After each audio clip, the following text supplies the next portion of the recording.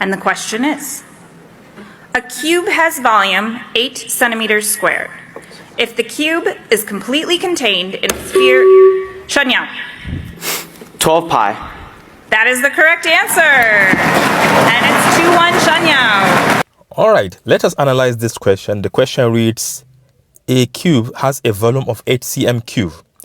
If the cube is completely contained in a sphere S, what is the least possible number of square centimeters of the surface area of the sphere?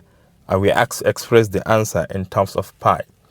What this question is trying to ask us is to determine the least surface area of a sphere that can contain a cube with the volume of 8 cm cube, which means that the sphere is completely circumscribed around a cube. I have a diagram here. This is a cube. Since the volume is 8 cm cube, it implies that all the sides are 2 centimeters each. This is 2, this is 2, this is 2, right? 2 times 2, 4 times 2, 8. And another thing, since the vertices of the cube are all touching the part of the, is this circumference? Okay, let me call it surface area that is internally. It implies that the diagonal of this cube must be equal to the diameter of that sphere. So what is the diagonal of a cube? Diagonal of a cube is given by the formula a root 3, where a is the side length.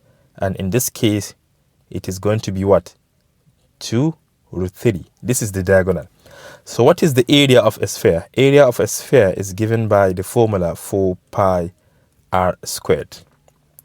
So if this is the diameter, then what will be the radius?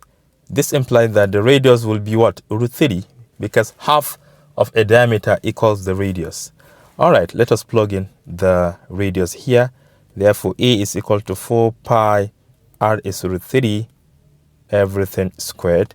If you square root 3, you're going to get 3. Then 3 times 4 pi, that will give us 12 pi. Exactly what the contestant got. 12 pi. This is the area. Unit squared. Yo, this is centimeters, right?